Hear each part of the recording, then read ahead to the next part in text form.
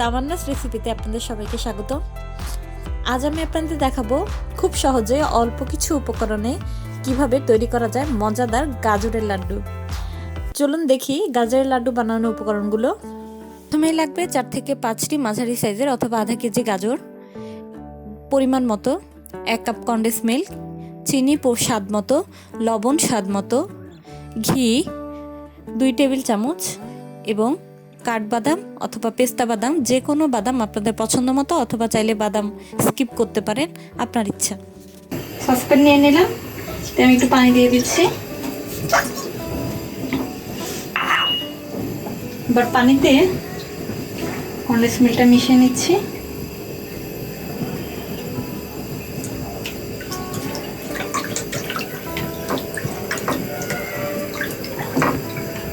আপনারা চাইলে এখানে দুধও ব্যবহার করতে পারেন, লিকুইড দুধ ব্যবহার করতে পারেন।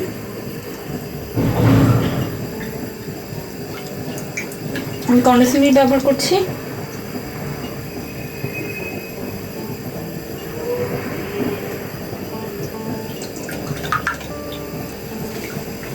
পানির সাথে দুধটি মিশিয়ে নেবেন।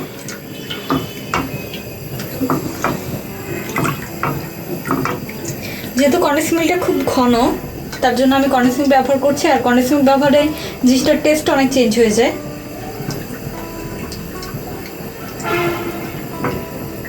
সামান্য গরম হয়ে নিক দুধটা।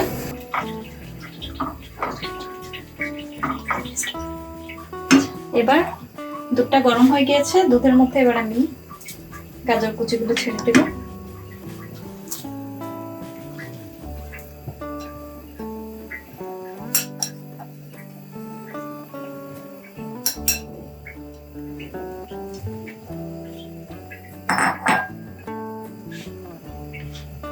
খুব ভালো করে মিশিয়ে নিব।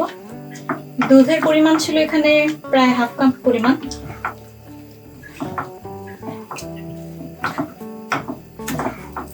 গাজর আর দুধ খুব ভালো করে মিশিয়ে নিব। আমি জিনিসটা ঢাকনা দিয়ে রান্না করব না। ঢাকনা দিয়ে রান্না করলে গাজরটা কালচে কালচে হয়ে যায়। গাজরের রংটা যেন সুন্দর থাকে, তাই আমি ঢাকনা দিয়ে রান্না করব না। আগুনটা একটু বাড়িয়ে দিলাম।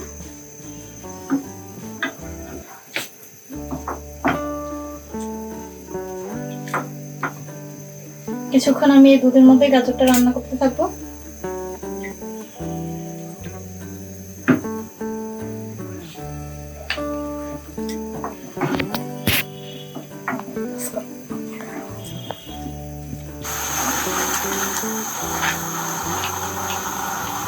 গাজর অনেকটা সিদ্ধ হয়ে এসেছে।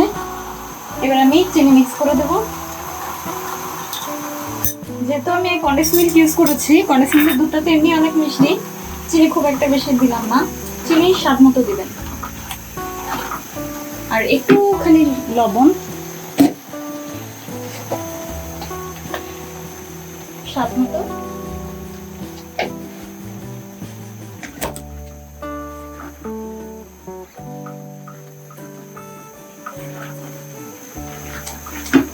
পর্যায়ে আমি বাদামটা দিয়ে দিলাম।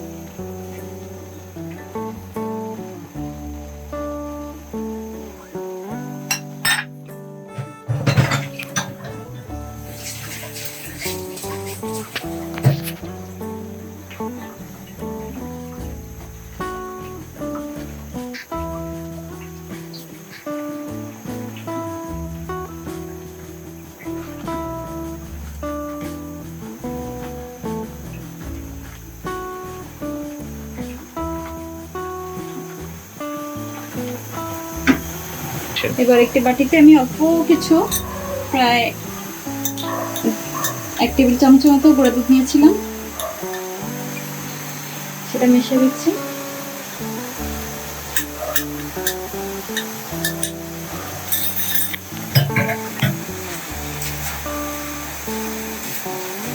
গুঁড়া দুধটা খুব ভালো করে মেশাবো। এখন আগুনটা একটু কমিয়ে দেবো। একটু পুরোপুরি শুকিয়ে গেছে। যখন দেখবেন গাজরটি প্যান থেকে ছেড়ে দিচ্ছে, তখন বুঝবেন হয়ে এসেছে। এই অবস্থায় আমি সাথে 2 চামচ ঘি দিয়ে দেব। যে কোনো ঘি ব্যবহার করতে পারেন আপনাদের পছন্দ মতো।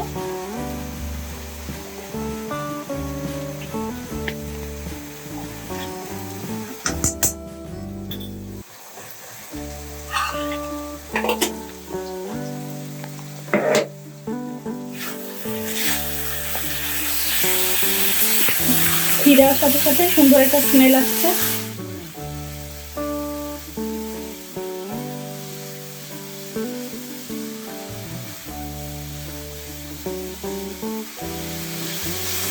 ভালো করে একটু ড্রাই করে নিতে হবে।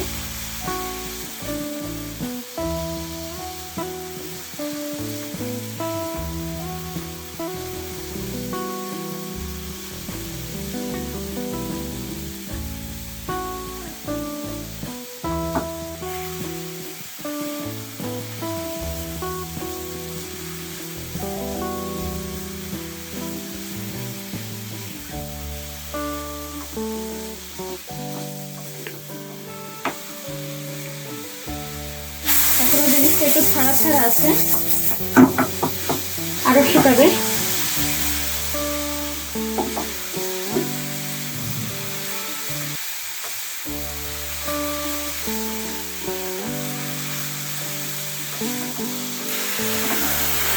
একদম শুকিয়ে এসেছে। এই পর্যায়ে চুলা থেকে নামিয়ে ফেলবো।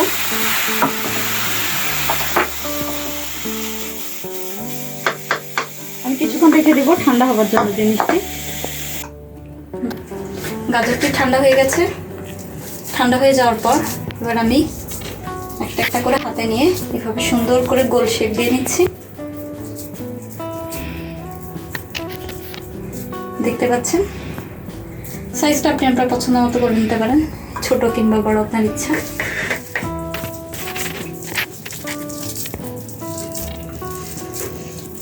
ঘি ব্যবহার করার কারণে গাজরটা হাতে লেগে যাচ্ছে না।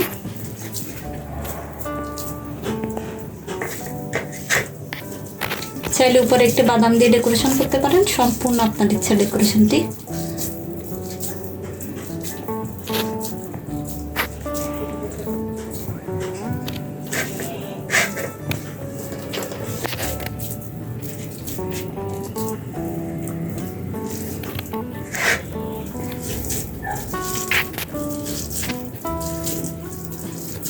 এখনই খুব সুন্দর একটা স্মেল আসছে।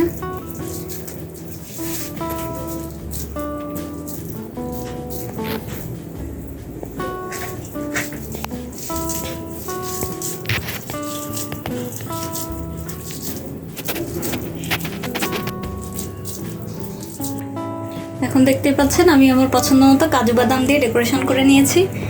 আপনারা চাইলে পেস্তা বাদাম ব্যবহার করতে পারেন, যে কোনো কিছু আপনাদের পছন্দ মতো উপরে দিয়ে সুন্দর ডেকোরেশন করে নিতে পারেন।